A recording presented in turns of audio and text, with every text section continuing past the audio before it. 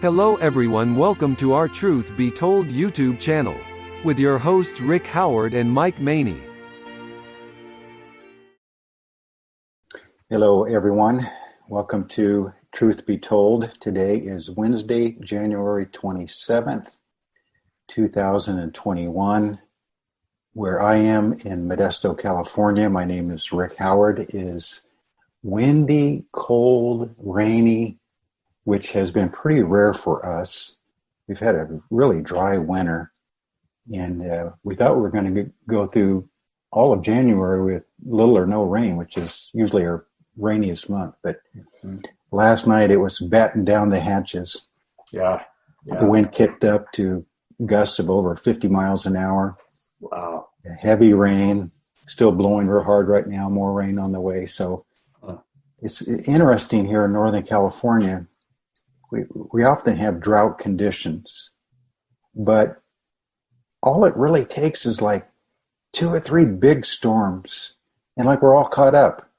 Yeah. Because if it's like this one is not just really wet because we grab hold of the, what is it called? The Pineapple Express. So we grab hold of a jet stream from Hawaii area. Okay. So it brings up a lot of moisture. But then if it also joins in with an Alaska jet stream to provide the cold, because that way we don't just get a lot of rain, but we get a lot of snow in the mountains. And that's what we really need to fill the reservoirs. Yeah, yeah. So we're kind of getting that today and tomorrow, and it's great. We love it. Kept us awake most of the night, though, because our power went off and the wind was blowing real hard. And, it's not that tough for most people, but for us, Californians, we're pretty weak about things like that. And so to us, it's a disaster, without power for 7 or 8 hours. And had to wait an extra couple hours this morning for my first cup of coffee, for the power to come back on. Oh no! I thought it was a crisis. Oh, the crisis! Yeah.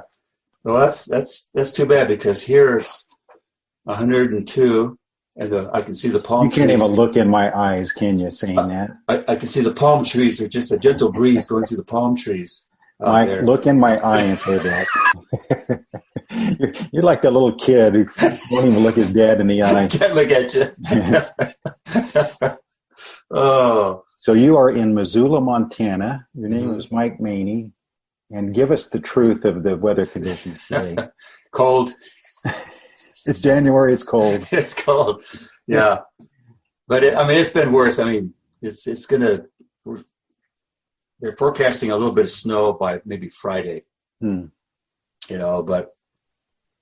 I don't know. As long as I don't have to shovel a foot of snow off the driveway, I'm good. You don't get the huge, long blizzards like you used to, huh? Not like we used to. Yeah. No. We used to get the Canadian wind blast that would just chill our temperatures just in a matter of just hours. We watch our temperatures. Well, we don't get here. We don't. We say it used to be so foggy, growing up, couldn't see the telephone poles on the side of the road. And that's back in the days, so many roads were just 2-lane with no shoulders and no stripes on the side to see where you're going. Yeah, right. Very few street lights. And so it really was scary. And you could not see hardly anything. Yeah. And when I first started preaching back in 1973, and in the winter times, I go to Southern California and preach. And that's back when they didn't have any back-to-back services. They didn't have any, potluck and then an afternoon service and let the visiting preacher head home by about 3.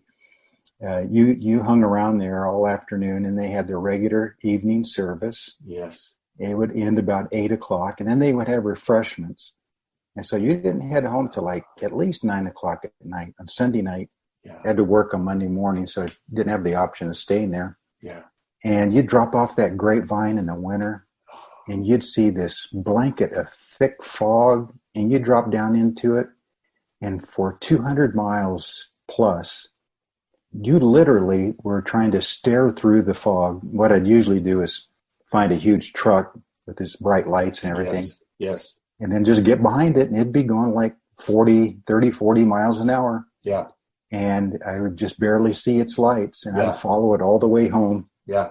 Yeah. I figured, well, if it ran up on somebody, I'm back far enough. I think I can stop before I hit that truck. But back in those days, it would often be 50, 60 car pileups at the foot of the grapevine. Yep. Yep. Just a kind of an annual thing. Yeah. I was in that fog one time on the grapevine, and I was in the fast lane, and I felt uncomfortable. Like I need to get over to the slow lane. And so I drifted over to the slow lane, and I hadn't been in the slow lane for just maybe a couple of minutes or whatever. And this car just went rushing by really fast in that fast lane. So that was God protecting us. I don't know what he couldn't see any better than I could see. I figured he probably just figured it straight. So we don't have that. We have some fog, but it's not near that thick, not near that often anymore. Yeah. Is it what they call truly fog? Is that what that is? Thule fog. Or Thule fog. Yeah. Thule fog. Yeah. It's a fog that it may be really, really thick, but it may only be 50 feet thick from the ground up to 50 feet or something. Okay. Sometimes more, but it's not the kind of fog like on the coast that rolls in from the ocean and is like clouds. Mm-hmm. Thule fog kind of comes from the ground up. Okay. And there have been times it'd be like 10 foot from the ground. You get above 10 foot and it's clear. It just kind of hugs the ground. Yeah. And a lot of farmland, a lot of open land, a lot of moisture because of that. So I guess the valley's been developed more and more cement, more houses. Oh yeah. Probably part of it. Part of it maybe climate. Climate for all of history has changed, and it's always constantly changing. Yeah. We're just in another cycle. Yeah. So anyway, we are doing this Truth Be Told Zoom meetings and putting them up on our YouTube site. And Mike Maney has been good enough to do the hard work on that, and I just get to come on and talk a little bit. So I appreciate that. We finally figured out how to do that. It took us a while. It took us a while. A couple of old geezers trying to figure out this new technology. Today is session number 18, January 27th, Wednesday, 2021. And we are looking for Christ in the Old Testament.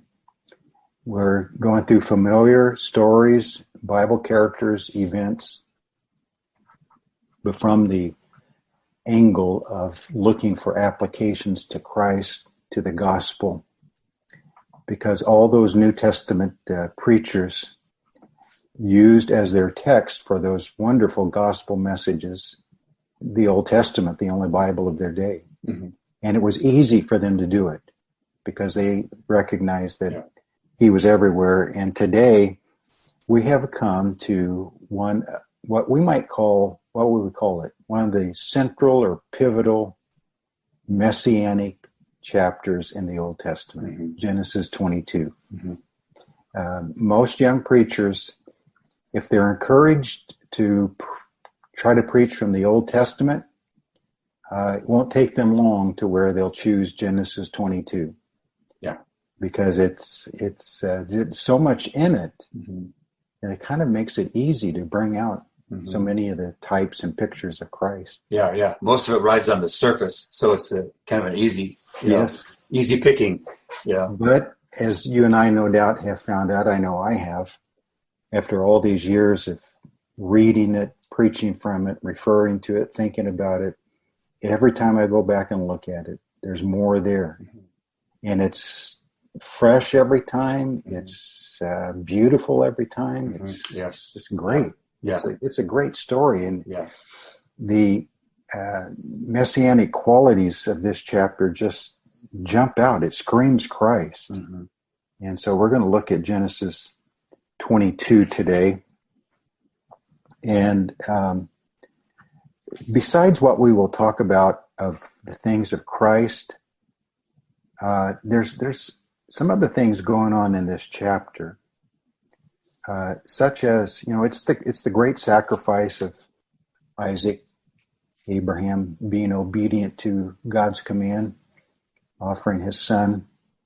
But it also speaks on another level of the teaching of Jesus when he said that if you love mother or father, son or daughter, brother or sister, more than me, you're not worthy of me. Because this story is, as much as it is about Christ, it's about being willing to give it all up. Being willing to give up our deepest relationships. And that's a hard thing when you really put it to that. Are you willing to give up?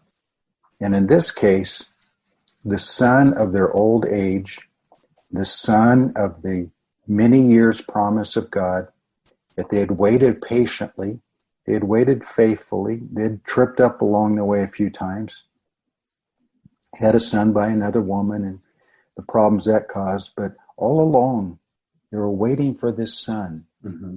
Finally he comes, and Sarah had said in our last session, we talked about how in laughter she said, did I ever think that in my old age I would nurse a baby? Mm-hmm. I just, the thought of that is so exciting in itself. Yeah. What a woman would feel. Yeah. And then Abraham, of course, his promised son. So it carries forward the promises that God had given to him way back there. And now God says, take your son and kill him. So the idea of the killing of a son, the killing of a special son, the killing of a beloved son. I have a question. I'll have a bluff answer. What do you suppose was the first thought that Abraham thought of himself, or him coming back down the mountain alone and facing his wife? I don't see any evidence that thought entered his mind in this story. Maybe we could approach it this way. And I kind of want to, that helps me swerve into something I want to bring up, maybe right at the start, is what we might call the pattern of threes. The number 3 is a really important number in the Bible. The pattern of threes are used very often in the Bible. In this story, several different ways that we'll look at. But even outside of this story, Abraham had 3 great tests of faith of his life. The first test is leave your country, leave your kindred, leave your father's house. Mm-hmm. He did not do all 3 at once. It took him a number of years to complete all of them. His faith was not perfect. It was kind of halting, but it was there and it was growing and all that. So that was the first great test. The second great test was the promise of a son through Sarah. And again, his faith was not perfect. He halted along the way. He tried other methods with Hagar. But finally, his faith was firm enough. And that's what Hebrews 11 says. By faith, he and Sarah both believed the promise, and they had Isaac. So the faith is growing, but it's still not perfect or complete. The third great test is here, offering his son. We don't see any hint of hesitation. Not one hint. He didn't argue with God. He didn't try to think of another solution. He had learned from the previous test that God means what he says. God will take care of me. If I simply do what he says for me to do, the end result is better than if I try to interfere and find some other way around it. Mm-hmm. So he had learned, and he had grown in faith. And the reason I also say that he did not think about how am I going to tell my wife when I come home alone is there in verse 5 of that chapter. Abraham said to his young men, the servants that were with him, stay here with the donkey. The lad and I will go yonder and worship, and we will come back to you. Mm-hmm. I think he meant it. Yeah.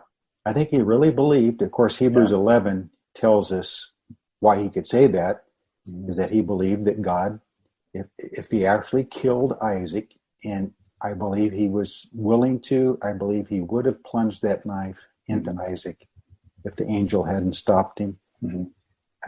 Hebrews 11 says he believed that God would raise Isaac from the dead. So that's the extent his faith had grown to at this point. And so I don't see, unless the Lord just chose not to put it in here, but I don't see any hint of doubt, of a lack of faith, of figuring out another way, or any of that. But that's kind of the first three threes, the what did I call it? The pattern of threes, or those three great tests. But in this chapter, we're going to see other patterns of three and throughout the Bible. So I'm not sure if we'll get through this whole chapter today or not, because it really is an important principle in the Bible. So verse 1 says, "Now it came to pass after these things, God tested Abraham." So it lets us know this is a test. So I didn't make that up. This is the third great test. "And said to him, Abraham," and he said, "Here am I," or "Here I am." Hebrews 11:17 also calls it a test. "By faith, Abraham, when he was tested, offered up Isaac." That's interesting language, isn't it? Yes. Offered him up. Of course, God stopped him, but in God's mind, Abraham was willing to go through with it. So he did offer him. God considered it a complete, finished sacrifice, even though God stopped him and provided a substitute.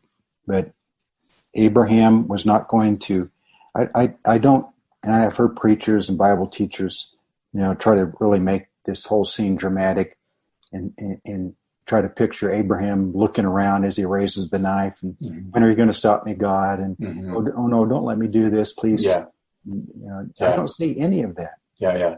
Well, I like what you said earlier, just a minute ago, that by this time, by that third test, he had already come to that, we might say, rest position or sitting position, a position of complete trust, because he now understood the whole picture. And I think when we struggle in any test, we're so focused on the one slice, we lose sight of the whole picture. And once he locked in on the whole picture that he would have a son who would inherit, and all of this, once that became a real point of belief and it sunk in, then this wasn't going to stop that. Well, the seeds of believing the resurrection, other than what we've talked about before, like people like Enoch and Shem, passing down the teaching of the truth of the resurrection to Abraham. Enoch had prophesied the Lord's going to come in 10,000s of his saints. So he may have already been well aware of the idea of a future resurrection and the promises being fully given at that point. We don't want to discount that part, but in practical terms, he came to understand the truth of the resurrection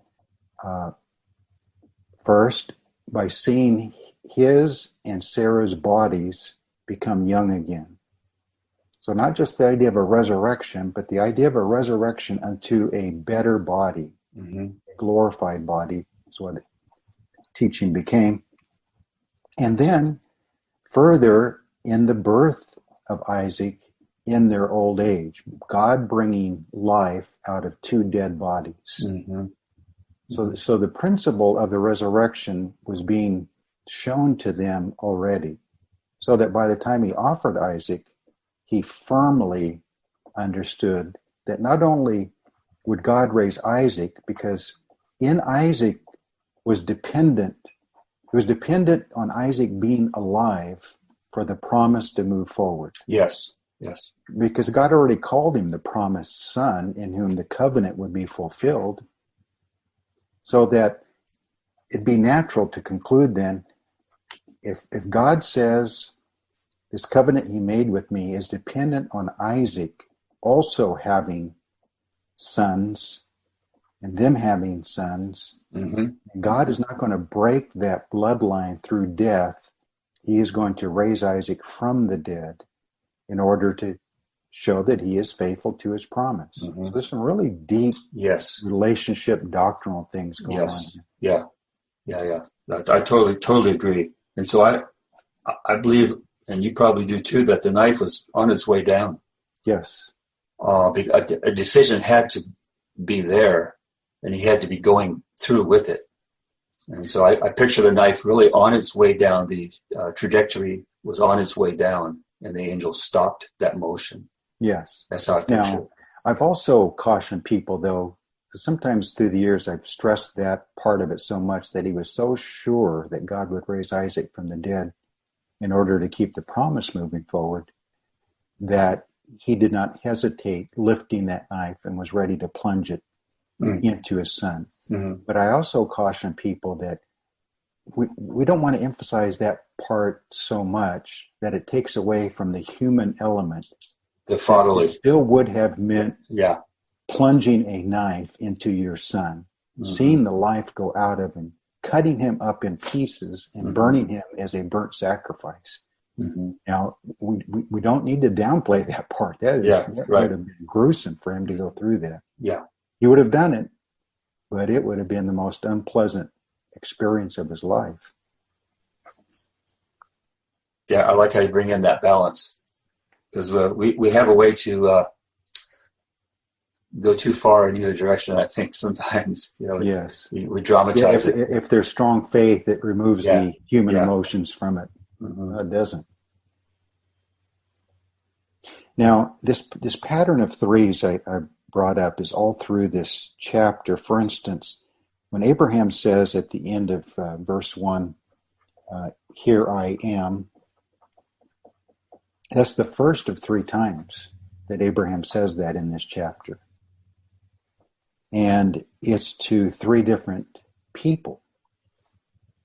So first he says, here I am, to God. And then in verse 7, Isaac speaks up and said, my father. And he said, here I am. That really struck me. I said every time I go through this story, I see something a little different or something fresh that I'd never seen before. So he says, here I am to God. Now he says, here I am to his son. So to God and to a human. And the attitude behind here I am. There's a lot to that answer. Here I am. I'm available. Mm-hmm. What do you want? I'm listening. Mm-hmm. I'm open to you. I'm paying attention to you. I'm putting my full focus on you. All of that is included in this idea of here I am. And one is to God and one is to a human. And so I further then apply it to Abraham as fulfilling the 2 great commandments. He's loving God with all of his heart by saying, here I am, and then doing what God said. And then he's fulfilling the 2nd great commandment, love your neighbor as yourself, by being completely open to Isaac and Isaac's question, and then answering it in such a way that it builds the faith of Isaac. So he's passing his faith on to Isaac and helping Isaac be strong in faith, because Abraham was not the only one strong in faith in this story. Right. Isaac had to be willing. When your father, after he said, God will provide, here is the fire and here is the wood for the sacrifice, but where is the sacrifice? And Abraham just simply said, God will provide. We'll get to that in a minute. But when Abraham actually had Isaac lay on the wood and he was tying him, and we're talking about minutes going by. Mm-hmm. We're talking about time for it to sink in. Mm-hmm. I am the sacrifice.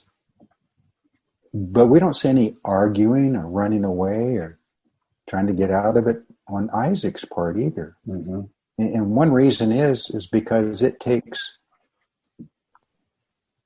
Isaac is a type of Christ in this, willingly laying down his life, letting others kill him, even though he said, I lay down my life, but others actually carried out the act. Isaac is a picture of Christ. Mm-hmm.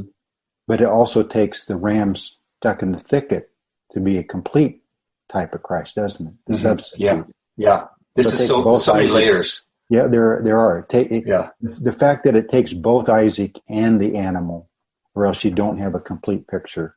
Isaac is both a picture of Christ, but kind of a picture of us, in that we should have been the one that the knife plunged into.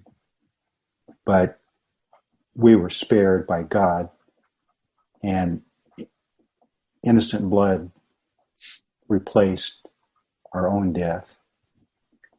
So that, as you say, there are many levels and applications to this.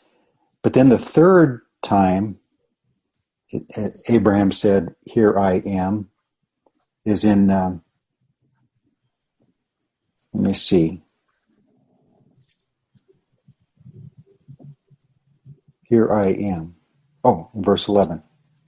Now it's the angel of the Lord called to him, that mysterious, famous angel of the Lord that most of us have concluded in their different manifestations in the Old Testament, pre-incarnate visits of Christ.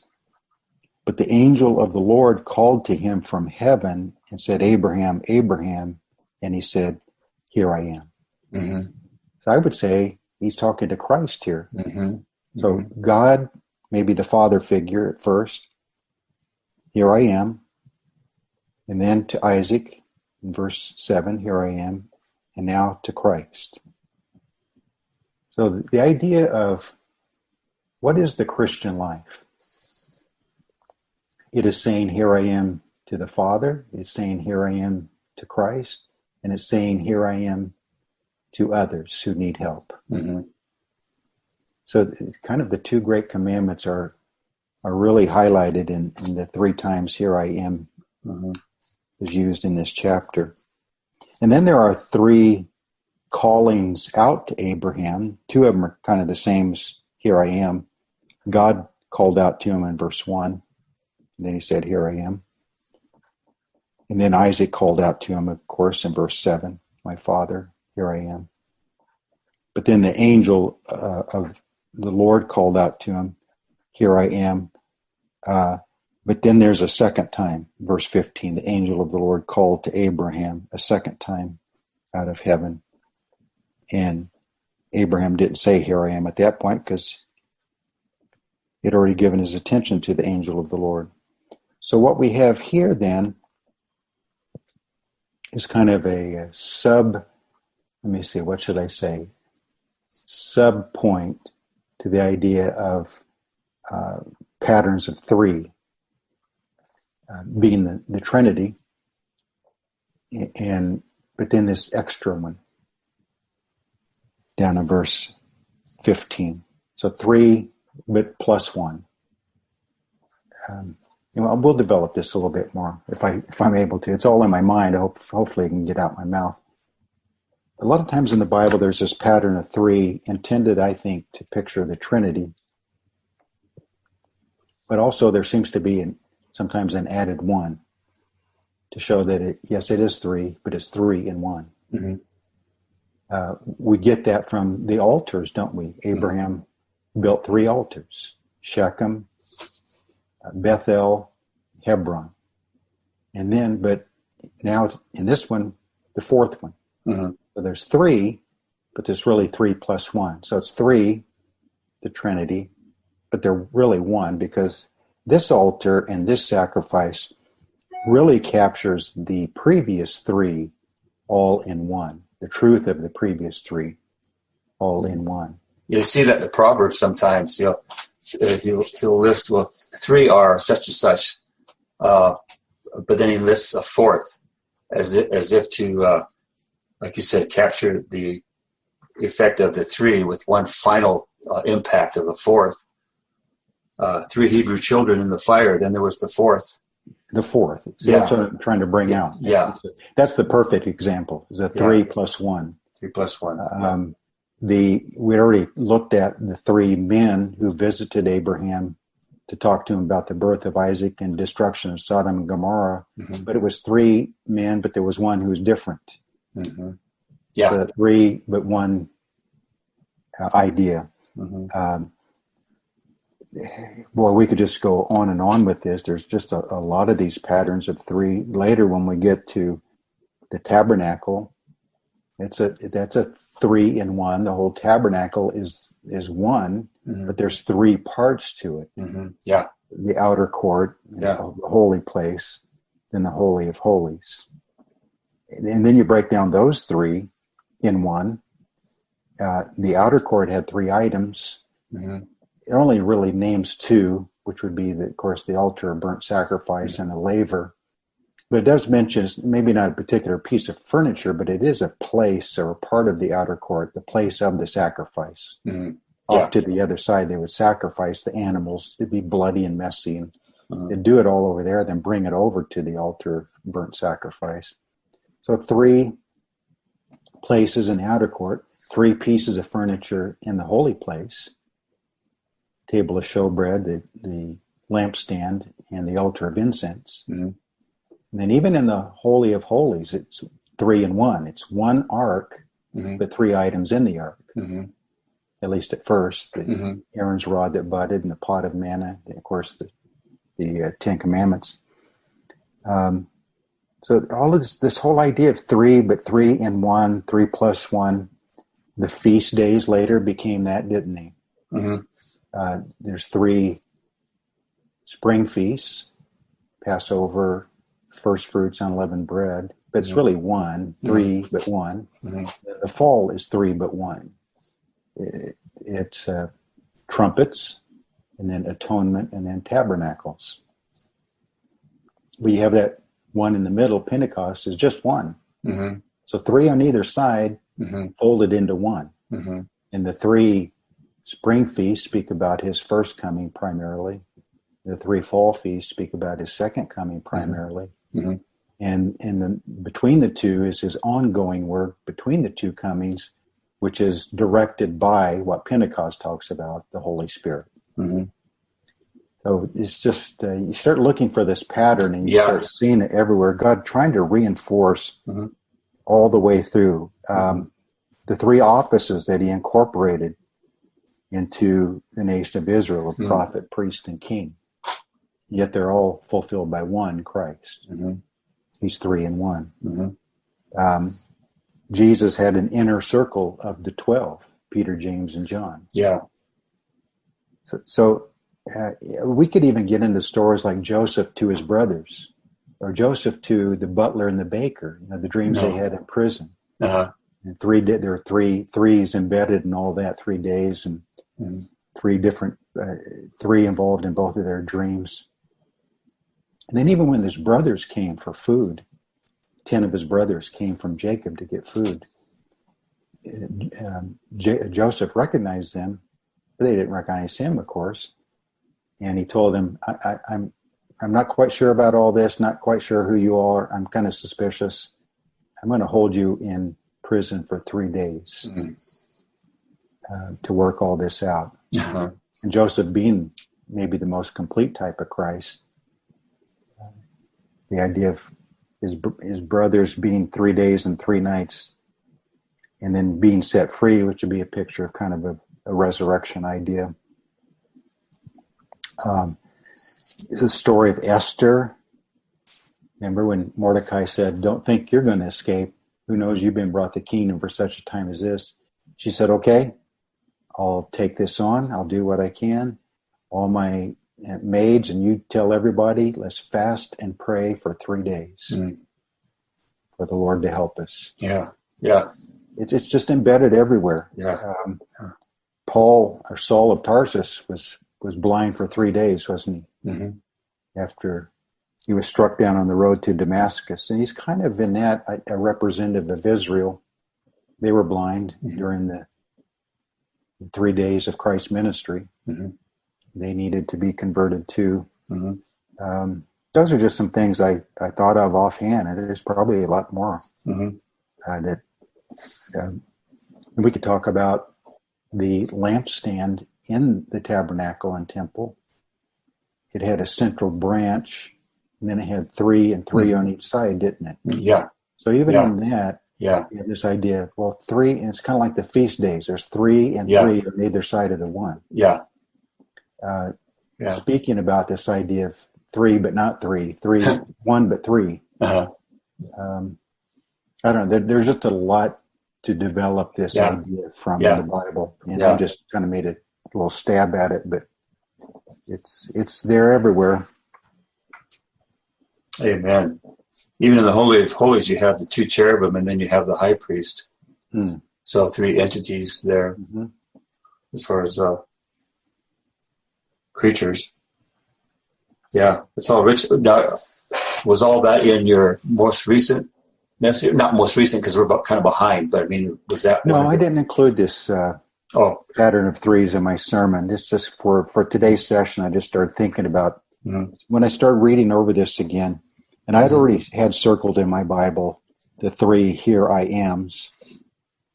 And it just kind of grew from that, and I started thinking of other threes, and I saw that he was called out to three times, but the fourth time was from the same angel of the Lord. So it's three, it's four, but really three, continuation of the three. So it just kind of came from that and started thinking about his three great tests and the three men that we'd already looked at, come to pay him a visit. And it just kind of grew from that. So God said in verse 2, take now your son, your only son, Isaac, whom you love. That's John 3:16 language, isn't it? Yes, it is. Yes, it is. Yeah.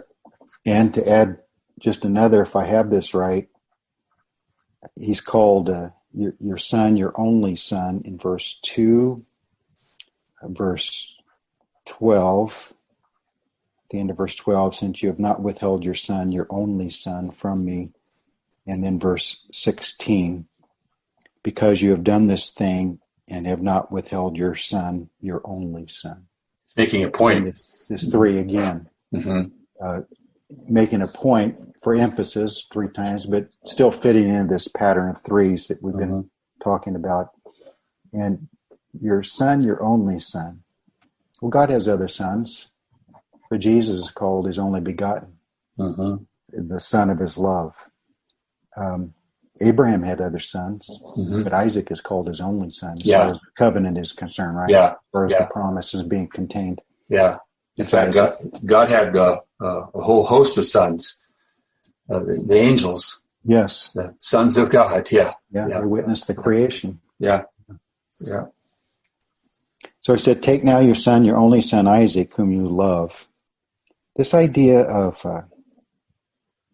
not to belabor it very long, but on Wednesday nights, we're having a group discussion for Wednesday night service of John 13 through 17. We're just going through that upper room discourse on the way to the Garden of Gethsemane. Yeah. And we're in John 15 right now, and tonight we're going to be talking about this. The love between the Father and the Son is really deep. Amen. It's impossible for us to know the love of God toward his son. It's impossible for us to know the love of Abraham toward Isaac after waiting 100 years. Now it's whatever it is here, 120 or... and the thought of taking that beloved only son and killing him as not just killing him, but offering him as a burnt offering. And burnt offerings were a brutal kind of sacrifice. They were messy. And that's what he was told to do to his son. And a lot of people take this to try to prove the Bible isn't inspired and not really from God, or that there really is no God, or that it's a bunch of fables because, God is so strong against child sacrifice or human sacrifice. God would not make this demand. It would be silly to think that God would make this demand of Abraham. I know you've heard that through the years. I don't know if you've kind of come up with a pat answer that you normally give, but it's an argument that's brought up some. Yeah. Well, it comes from the foolish who don't understand God, or a lot of them don't even believe God. So I just discount them right off the bat. In a second, and it says, take him to Moriah, and we believe it was the same Mount Moriah that David offered that sacrifice at Ornan's threshing floor to stop the judgment of God. And 2 Chronicles 3:1 calls it the mountain that the temple was to be built on. Mm-hmm. This is a really important mountain. In fact, it's so important, down in verse 14, it's called the mountain of the Lord, the mountain of Yahweh. Yeah. Which Mount Sinai is the only other mountain called that, I believe. Mount Sinai is called that at least 3 times in Exodus and Deuteronomy. But so is Moriah. So you think about Sinai and Mount Moriah, how important they are in the Bible. Serve different purposes. Yeah. So offer him as a burnt offering. One of the mountains I shall tell you. Abraham rose early in the morning, so no hesitation. We don't even know if he told Sarah what he was going to do. Mm. And I don't think he did. I think, especially to keep true to the type, the spiritual picture, this is something strictly between the Father and the Son. Mm-hmm. Others went with them, stopped at a certain point. At the end, it was only the Father and the Son. Mm-hmm. And, I mean, it's so messianic just talking about it. Mm-hmm. Mm-hmm. And here's this third day idea in verse 4. We're talking about these threes. I mean, Christ just jumps out of this verse. On the third day, Abraham lifted his eyes and saw the place afar off. How many times did Jesus lift his eyes to Calvary? Mm-hmm. And he knew that would be the mountain he would be crucified on. Mm-hmm. Saw the place. So God had pointed out the exact place where he was to go. And he said he saw the place afar off. We've talked about this verse before, John 8:56. Abraham rejoiced to see my day, and he saw it and was glad. But it's almost like the language is here. We apply it maybe different times in Abraham's life, or just in general, that he looked forward to the day of Christ. But it almost seems to be contained more completely right here. The third day, Abraham lifted his eyes and saw the place afar off. He saw the day of Christ. Mm-hmm. And it was afar off. It was going to be 2,000 years. Mm-hmm. Yeah. And it was going to involve a lot of heartache and pain and suffering and death, the pollution of the bloodline, the efforts of Satan to stop that. But none of it worked. That's why when we get to the genealogy of Matthew 1, it's so important to show that even though it was far off, God had it all taken care of. Mm-hmm. Yeah. Nothing was going to stop it. Yeah. And I think Abraham's faith was sufficient to the point here that in his heart, nothing was going to stop this sacrifice taking place. Nothing.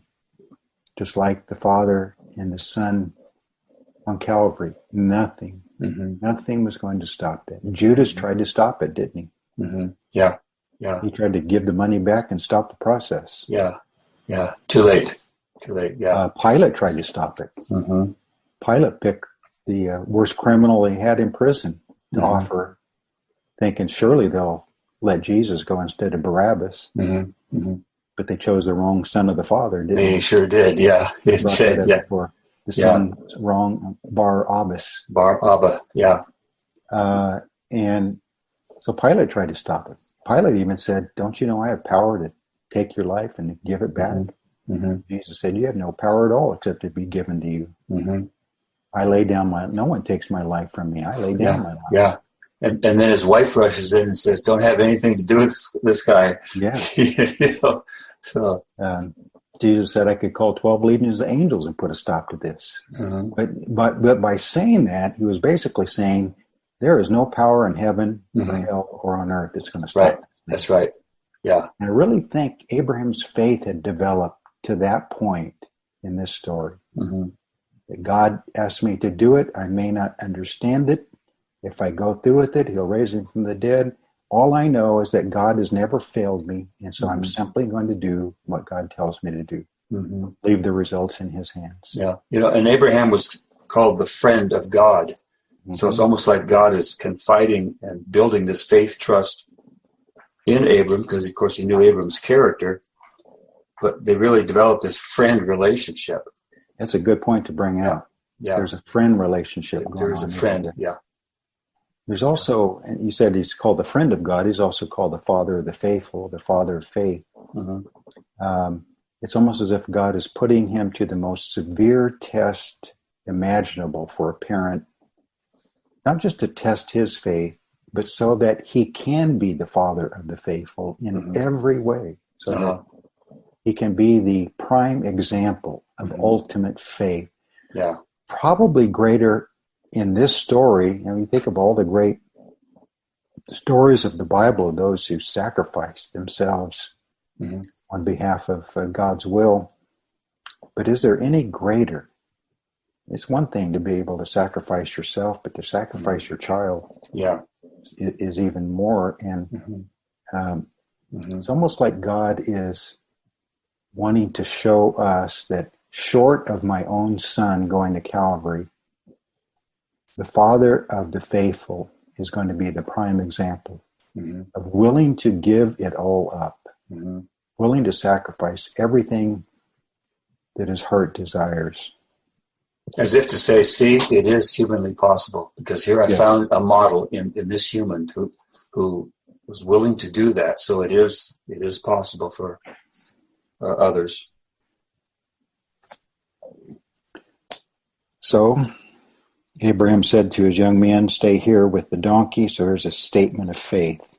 The lad and I will go yonder, worship, and we will come back to you. So he didn't just say that to comfort the servants. He said it because he believed it. That whatever happens between now and the time we come back, both of us are going to come back. So no hint to them of what he was going to do, because they couldn't understand it. So he left them there, and just between the Father and the Son. So Abraham took the wood of the burnt offering, laid it on Isaac, his son. Of course, we, even as young preachers, we just love bringing this out, didn't we? First, the wood was laid on him. The means of his death was laid on his back, and then he was laid on the wood. It's such a beautiful picture. Literally what happened to Christ, carrying his own cross. Yeah. And then being laid on that cross. Yeah. He had to carry his own means of death. Yeah. Fire representing the judgment of God, the knife maybe representing the nails and the spear, the sharpness of pain, suffering. And then that last statement, and the two of them went together. The Father and the Son going together to that mountain of sacrifice. Mm-hmm. Isaac spoke to Abraham, his father, and said, my father. He said, here I am, my son. He said, look, the fire and the wood, but where is the lamb? Where is the lamb? Or the goat? Where's the animal for a burnt offering? Some people might try to make this application similar to Jesus in the garden praying to his father, take this cup from me. Mm-hmm. I don't know. I think that's probably a stretch. But Isaac was just asking. He was not trying to get out of it. He was not. Mm-hmm. He was just curious. Mm-hmm. So even, this mysterious language of Jesus, when he says, only your voice I hear, only your will I follow. Some things about the second coming, not even the Son knows, only the Father. There's this kind of phrasings in the gospel is as if part of what Christ gave up to become a human was to show such total surrender to the Father in his will that it's almost as if I don't even know what's supposed to be happening. I'm just going to do what the Father tells me to do. Mm-hmm. And it's not that extreme, mm-hmm. certainly. Mm-hmm. But that idea, I'm so given over to whatever my Father wants, mm-hmm. that it's almost as if I don't need to know any of it. I'm just mm-hmm. going to do what he says. Mm-hmm. It's kind of, I think that's kind of what's happening with Isaac. He's not fussing, he's not arguing, he's not trying to find a substitute.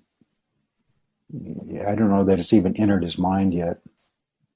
Well, when you look at the extreme surrender, when you're giving your life over to someone wholly and completely, then their fulfillment and their faithfulness just stands out all the more.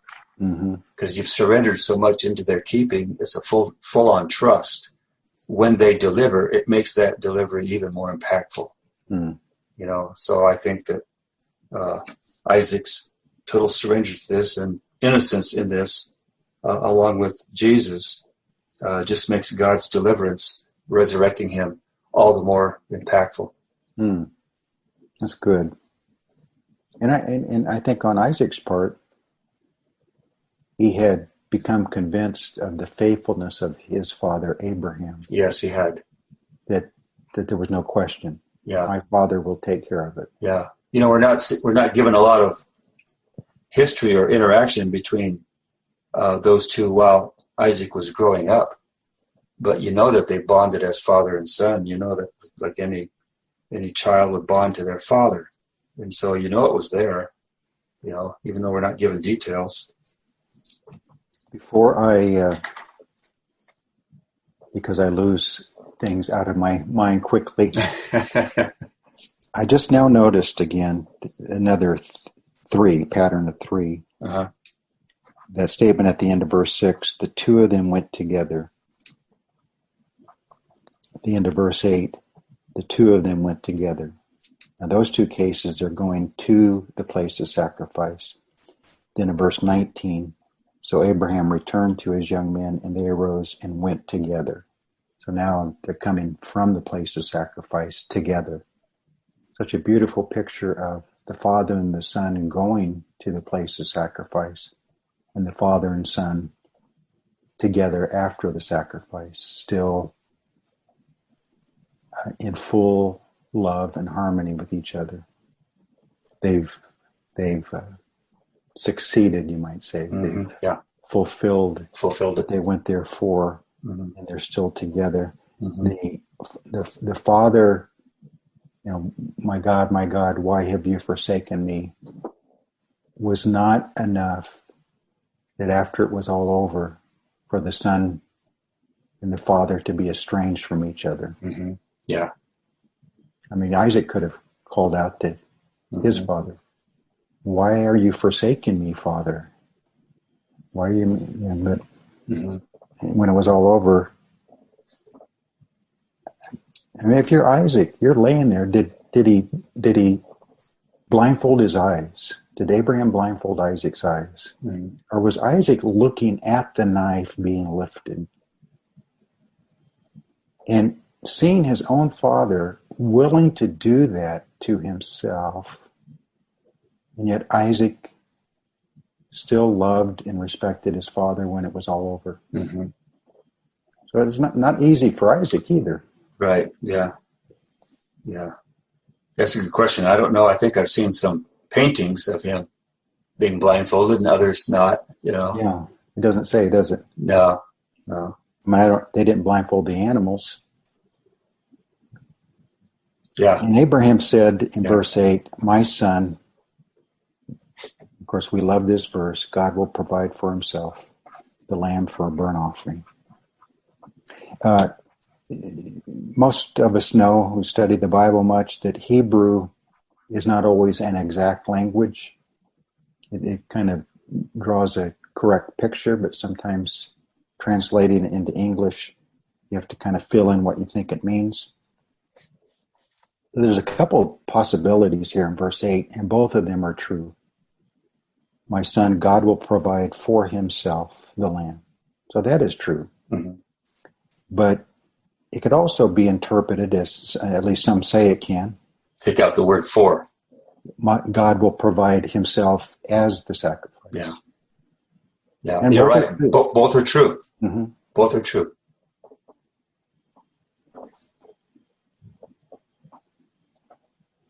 And he did. And he did, yeah. And they came to the place of which God had told him, and Abraham built an altar there. Okay, you're building an altar. Is Isaac helping him?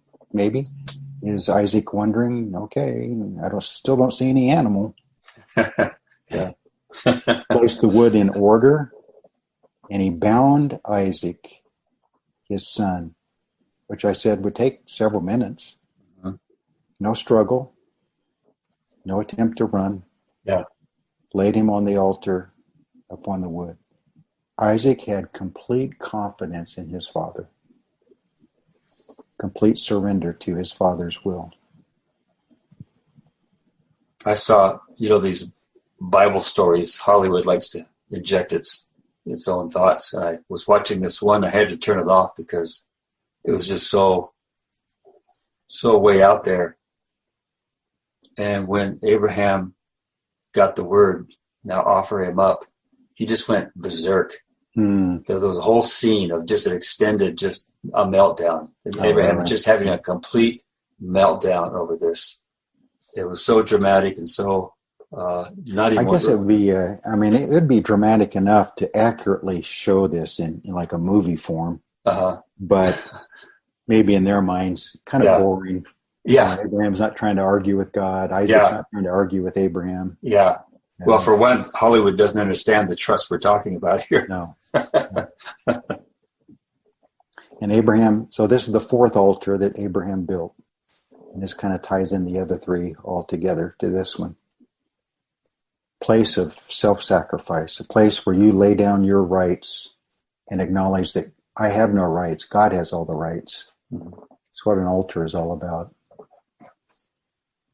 And Abraham stretched out his hand and took the knife to slay his son. Of course, Jesus taught us that he laid down his life, but it was the Father who also took his life. And the angel of the Lord called to him from heaven and said, Abraham, Abraham. And he said, here I am. And he said, do not lay your hand on the lad or do anything to him, for now I know that you fear God, since you have not withheld your son, your only son, from me. So in God's mind, it was a done deal. Abraham lifted his eyes and looked. Behold, behind him was a ram caught in a thicket by its horns. Abraham went, took the ram, offered it up for a burnt offering instead of his son. Those last four words are a key doctrine for us, aren't they? Yeah. The substitutionary sacrifice of Christ. Yeah. Yeah. The vicarious sacrifice. We should have been the one, but he took our place. Yeah. It's a really important part of this story. Abraham called the name of the place, and I think, was the old King James say Jehovah Jireh or Jehovah Jireh? Yeah. We sing a song by that title that we like a lot. It's set to what we call Jewish music. So we like it a lot here at Liberty. But the New King James translates it into the Lord will provide. As it is to this day, in the mount of the Lord it shall be provided. That word provide is actually the word, the old King James says it. In the mount of the Lord it shall be seen. The New King James says it shall be provided. The old King James is actually more accurate in this. It's the word to see. But the reason a lot of other translations translate it as provided, because it's really the Lord will see, is because we're different than God, of course. We can see things but not act on it. The idea here is that God not only sees, but he sees to it. So the idea provide. Right. And he saw the need, he saw the situation, and he provided the answer. Yeah. Jehovah Jireh. Then the angel of the Lord called to Abraham a second time out of heaven and said, by myself I have sworn.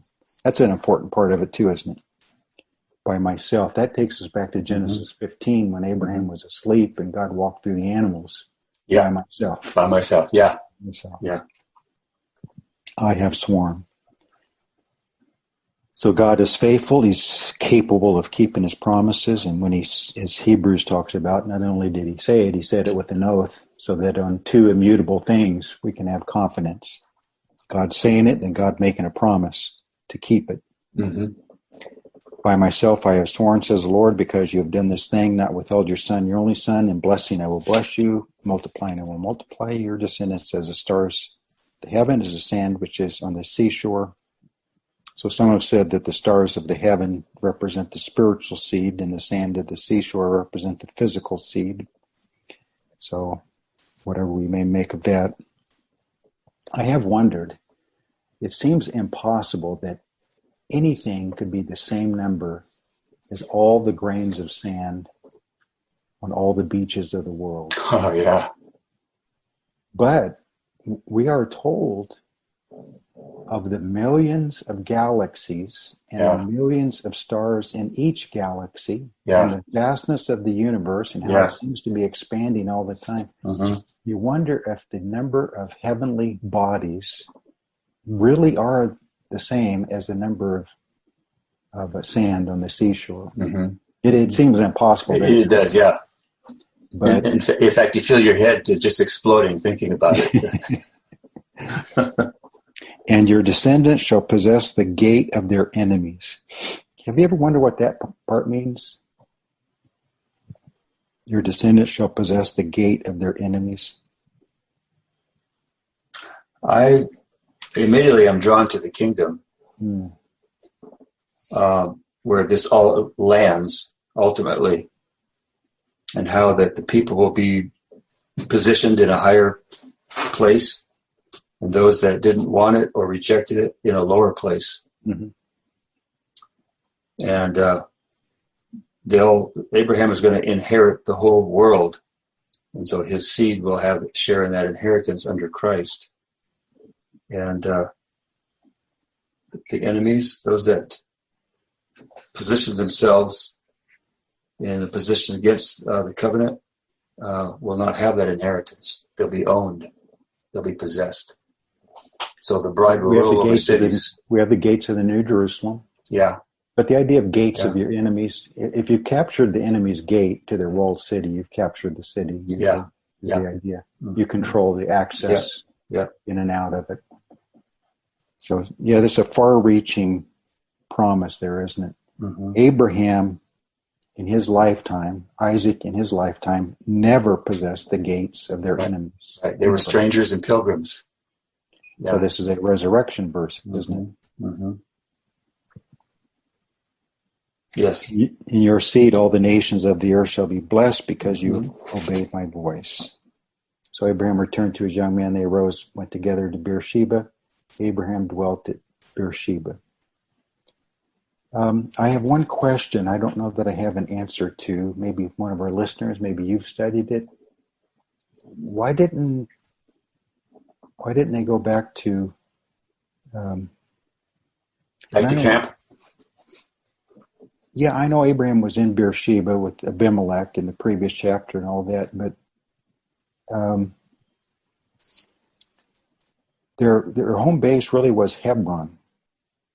In fact, verse 2 of chapter 23, Sarah died in Kirjath Arba, that is Hebron. And Abraham came to mourn for Sarah and to weep for her. So after the sacrifice of Isaac, Abraham and Isaac come back to Beersheba, not to Hebron, where Sarah is. Why didn't he come back to his wife? What are we not being told here? What am I missing? Well, what's the solution to this? I don't know. I don't have an answer. Why it doesn't say that Abraham, Isaac, and Sarah were rejoined back together? I don't know. I mean, in symbolism spiritual kind of applications. You can, we don't want to be like all millennial people that try to make everything symbolic. Mm-hmm. Yeah. Because then you can just do anything. But, the idea of Christ going back to the Father and being separated from his bride until he returns, Sarah representing the bride. I don't know. I don't know if that's trying to stretch it too far. But it seems like they did not come back to Sarah. I think I said Rebecca, but they did not come back to Sarah. And she died apart from them, it seems. Mm. And I may be missing something that provides an easy answer. Mm. I don't know. I don't think I ever thought of it that. Well, I did for a lot of years, but then recently I just trying to think of things I hadn't seen before. Yeah. Sometimes familiar chapters, you miss some things. Yeah. You think you know it. Yeah. So your mind plays tricks on you when you read through it. Uh-huh. All of a sudden, you try to slow down and look at the details. And you think, well, I've never thought about that part before. Yeah. And I don't know that I have a decent answer for this. Mm-hmm. Well, I know after Jesus' resurrection, he told Mary not to touch him. So he had to keep a distance there from her until he returned to his Father. So that's one of the key messianic chapters of the Old Testament. I'm sure others might bring out a few things that we did not. Mm-hmm. There's probably more, but those are the main things, and they're all good, and they all speak wonderful things of Christ. Amen. I like your patterns of three. Those are choice. There's a lot of good preaching there. Well, there's a lot to develop that with, isn't there? Yes. Yeah. And it's not just patterns of three, but it's often 3 in 1. 3 in 1. Yeah. So God's, I think, embedding a principle throughout the Bible of the truth of the Trinity, that those who deny the Trinity just ignore this pattern. It's there all the way through. Yeah. Anyway, next session we will talk about the Isaac finding a bride, or Abraham finding a bride for Isaac, chapter 24. And this is after the death of his mother. So just the father and son all alone. And Abraham wanted to find a wife, and where he sent his servant. The whole chapter 24 is great. It's a very long chapter, so we certainly won't be reading through it like we did chapter 22, but we'll hit the highlights of it and continue on with the life of Abraham, but mainly looking for Abraham's ultimate seed, who is Christ. Are we going to dip into chapter 23 and then just push through that? Yeah. Whatever you want to bring out, chapter 23. In my sermon notes, I don't think I really dealt with anything in chapter 23, but there are some important things in chapter 23 that I won't bring out now. I'll look at some things, and you two also. Okay. Because there are some important parts, especially about the land part of the covenant. It's found in chapter 23. Yeah. Well, very good, brother. This has been a real rich session. Well, they all are, but this one, I think, I really enjoyed this. This is a chapter that makes it real easy to see Christ in the Old Testament. Yes. Yeah. Especially when you get through some of them that are a little more strain or whatever. This one is. So session 17 and 18 still needs to go up on YouTube at some point. Let me know when that is, and I'll notify everyone. Okay.